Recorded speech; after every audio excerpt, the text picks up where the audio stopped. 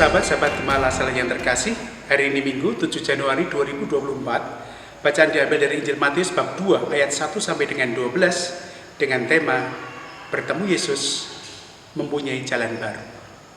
Sahabat-sahabat Gembala Salah yang terkasih, kalau kita melihat kupu-kupu yang menghinggap di bunga, menandakan bahwa bunga itu menarik bagi kupu-kupu. Kalau kita melihat banyak artis didatangi banyak orang, dimintai tanda tangan dan sebagainya, itu tanda bahwa orang tersebut menarik bagi orang yang mendatanginya. Kalau para pejabat datang, kalau semua orang berbondong-bondong, itu juga menandakan bahwa pejabat tersebut menarik bagi orang-orang yang mengerubutinya. Intinya adalah bahwa segala yang menarik, segala yang menggetarkan hati, segala yang bisa menarik simpati apapun juga membuat banyak orang datang.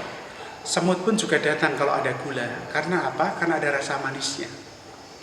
Pengalaman seperti inilah yang dialami dalam bacaan Injil hari ini. Bagaimana sungguh-sungguh Yesus yang lahir di Betlehem menjadi daya tarik bagi semua orang. Para malaikat memuji datang ke kandang. Para gembala datang ke kandang juga karena warta malaikat bahwa ada sesuatu yang menarik di Betlehem. Bahkan sekarang dalam bacaan hari ini, para orang Majus pun datang dari timur. Mereka bukan diwartai oleh siapapun juga, tapi hanya melihat sang bintang yang lain dan ini menarik hati. Mereka datang, pasti ada sesuatu yang indah di sana. Ketertarikan muncul karena sungguh-sungguh ada sesuatu yang menggetarkan, ada sesuatu yang sungguh-sungguh membuat orang terpesona. Dan hari ini kita bisa melihat dalam pesta Tiga Raja atau Epifani, kita melihat banyak orang Tiga Raja dari timur, atau dikatakan 3 orang pandai dari timur, datang ke Betlehem untuk menyembah Yesus. Sebelum sampai ke Betlehem, mereka bertanya pada Herodes dan para ahli kitab. Dan ternyata memang di Betlehem itulah akan lahir seorang raja. Tapi berbeda, kalau para orang Majus kemudian tertarik untuk datang, tapi Herodes justru merencanakan untuk membinasakan. Sikap yang berbeda ketika Yesus itu hadir. Tapi yang menarik adalah apa yang dilakukan oleh para 3 orang Majus ini. Mereka datang ke kandang mempersembahkan seluruh apa yang mereka bawa. Artinya bahwa perjumpaan dengan Tuhan membuat mereka pun menyerahkan diri. Inilah yang aku cari, aku persembahkan seluruh hidupku.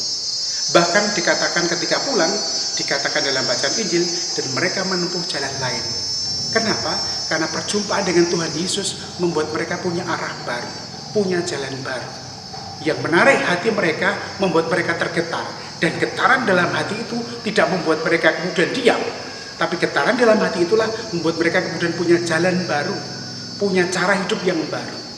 Maka satu pesan yang bisa kita bawa dalam hidup kita adalah, mari kita sungguh-sungguh semakin hari semakin terpesona oleh Yesus.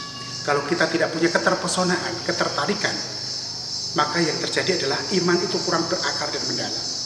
Yang kedua, kalau kita sudah terpesona dan datang pada Yesus, pasti seperti para 3 raja tadi, kita akan mempersembahkan hidup kita pada Tuhan. Karena apa? Karena percaya di tangan Tuhan hidup kita akan baik.